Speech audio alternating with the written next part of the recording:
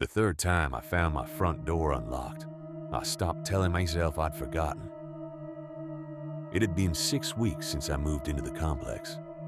I was 19, working doubles at a chain restaurant 40 minutes from where I grew up, and I'd finally gotten a place to myself.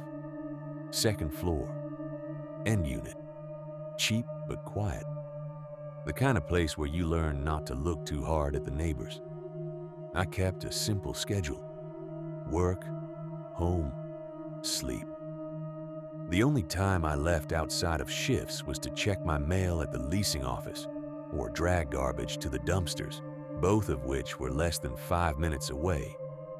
I mention that because it matters later. The first sign was footprints.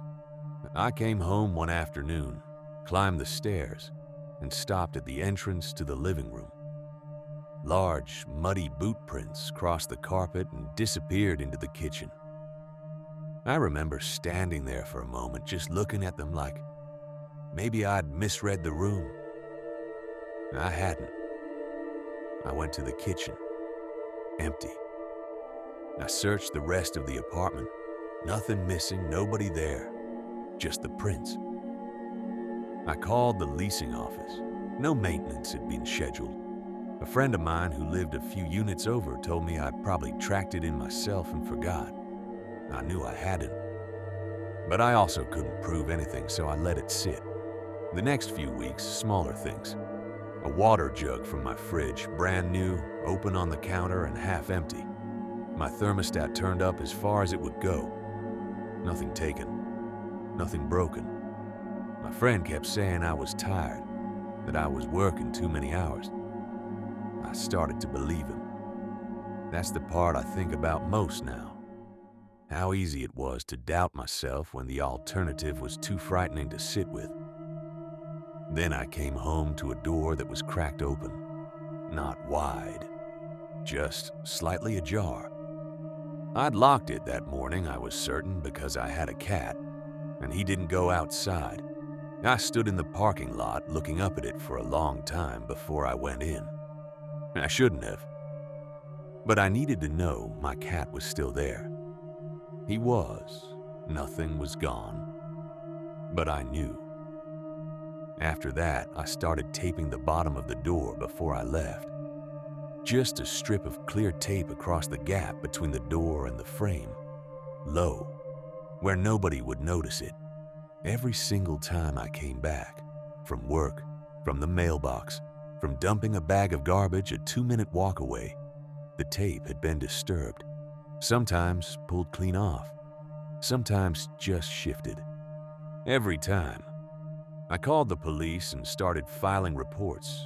They told me without evidence of forced entry or theft, there wasn't much they could do but to keep documenting. My friend finally stopped arguing with me and started lending me his dog on nights I worked late.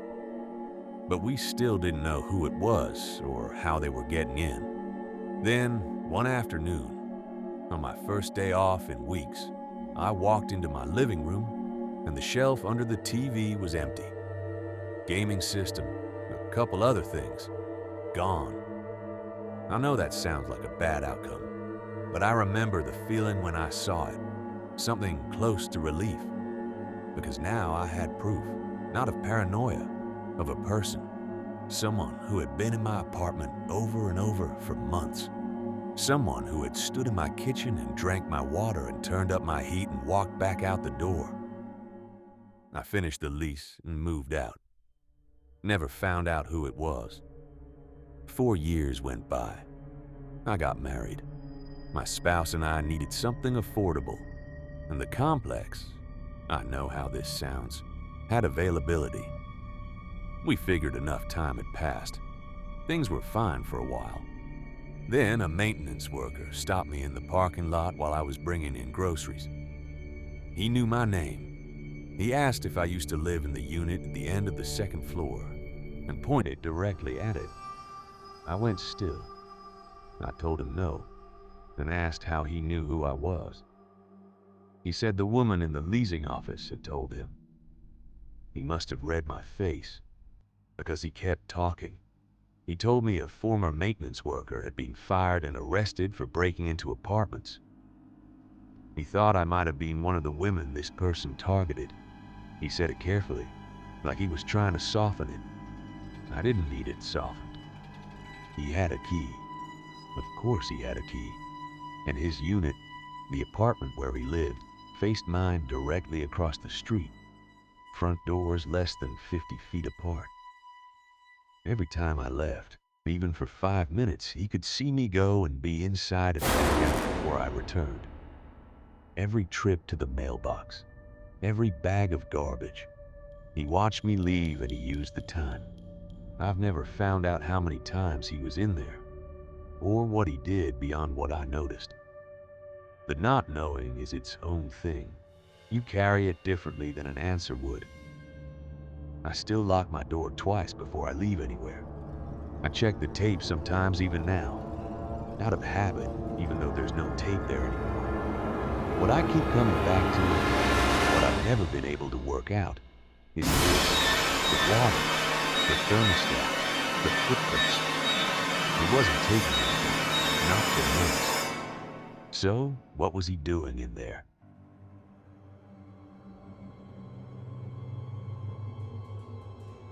I didn't think anything of the guy at the bagel counter at first. He was friendly, maybe mid-20s, and when I dropped all the change out of my wallet, he came around from behind the counter to help me pick it up. I noticed he had a splinted finger. He said he dislocated it playing rugby. We talked for maybe 2 minutes. I paid, told him to have a good day, and left. That afternoon, I checked my Instagram and saw a new follow request. I clicked it without thinking. His profile picture. My stomach dropped. I'm public online because I perform music and theater. So I have followers I don't know personally. That's not the issue. The issue was that I hadn't told him my name. I hadn't told him anything except my order and a passing comment about his finger. My full name is on my social accounts, which meant he'd looked at the name on my credit card, or maybe the receipt, and searched for me. He'd done that within a few hours of meeting me. I removed him as a follower. Half an hour later, he followed me again. Then a message. He said he hoped it wasn't weird that he'd found me. He said he hadn't been able to stop thinking about me since I came in. I blocked him. The next day at work, my phone lit up constantly. He'd made a new account and was liking everything I'd ever posted. Over 50 notifications in an hour. By the time I checked again during rehearsal that evening, he'd found my Snapchat and my TikTok. He'd gone back through my TikToks to 2022 and liked all of them. The messages had changed. He was angry now, asking why I'd blocked him, telling me I looked pretty that day, asking why I hadn't matched with him on Hinge. He'd found my Hinge. I was doing a show that week, rehearsals every night, performances on the weekend. After rehearsal, I walked out to the parking lot and stopped. There was a shape by my car, a man standing close to the driver's side window, not moving. I'm nearsighted and it was dark and I couldn't make out his face, but something in the way he was positioned, completely still, not walking anywhere, sent me back through the stage door at a run.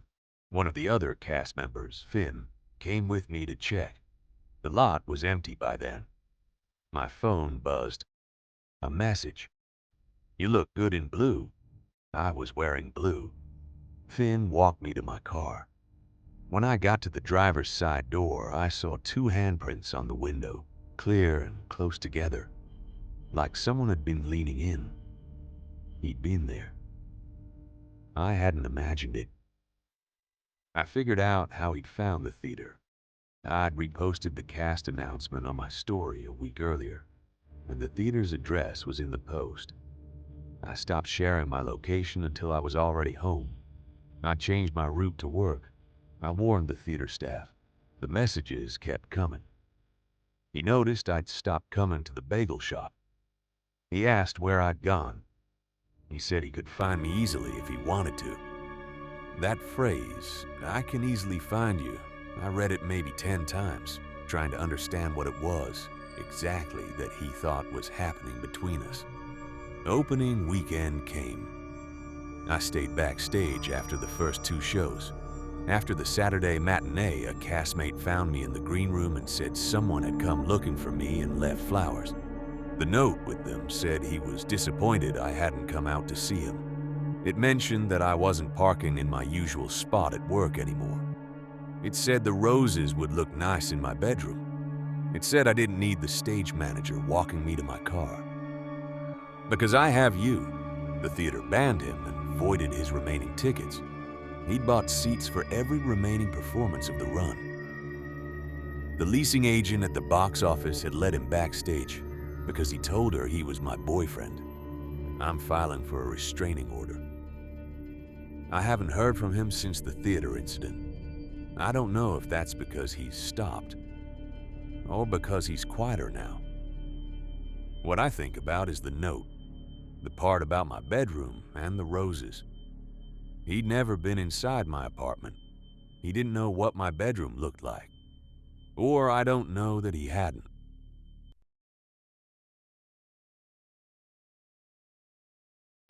I was driving home at 2 a.m., running on autopilot, thinking about nothing except getting into bed. The street where I live has a row of shops directly across from my house, and at the end of the row there's a pharmacy. As I came up to the turn, I saw a figure standing outside it. I didn't think much of it. Late night, someone out walking. But as I slowed to turn, I noticed he hadn't moved at all, standing directly in front of the pharmacy doors, dressed completely in black. Even from inside the car, something felt wrong in a way I couldn't name yet. I'd grown up on this street. There had been break-in attempts at the pharmacy before. It occurred to me that I might be watching someone about to try the door. I slowed down. My headlights swept over him, and the moment the light hit him, he raised both hands to cover his face, black leather gloves. And then, slowly, he turned his head to follow my car as I passed. Hands still up, face covered, just his head rotating to track me. I sped up, and without thinking, I pulled into my own driveway. The second I did it, I understood what I'd done. He just walked my car. He knew exactly which house was mine. I sat in the car for a moment, then looked in my rearview mirror. He wasn't there. That should have made me feel better. Instead, it made my chest go tight, because if he wasn't standing there anymore, and it had been maybe 20 seconds since I passed him, then he'd moved very quickly to somewhere I couldn't see. I got inside and locked the door. Texted a friend. They said I'd probably just spooked him and he walked off. That sounded reasonable. I checked through the blinds before bed. Street was empty. Left my window cracked the way I always did, and fell asleep. I don't know how long I was out when I woke up. I'm a deep sleeper, and something had pulled me out cleanly. No gradual drift. I lay still and tried to figure out what it was. Then I heard it. Humming. Faint. Slow. The kind of sound someone makes when they're waiting. Coming from the direction of the window. It was 3:30 in the morning. I stayed completely still. The window was still cracked. Whoever was outside would be able to hear anything I did, so I moved as slowly as I could toward it, trying to reach the latch without making noise. Then the humming stopped. I pulled the blind back just far enough to see. He was standing directly outside the window. Same clothes. Same gloves. But this time his fingers were spread slightly apart, and through the gap I could see one eye looking straight at me. Just watching. Not speaking, not moving. Then one side of his face, behind his hands, curled into a smile. I dialed 999. and couldn't get the words out properly because I was crying too hard. The police came and searched the area. They didn't find him.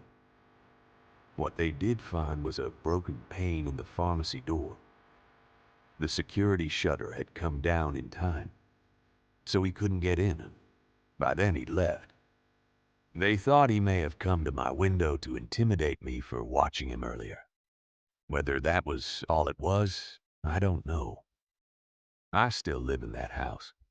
I've never seen him again. But I still look at that spot every time I drive past late at night. And I still leave my window closed now, even in summer. What I've never been able to answer is whether he was already watching the house before I drove past, or whether I was just unlucky, whether I noticed it, or whether he noticed me.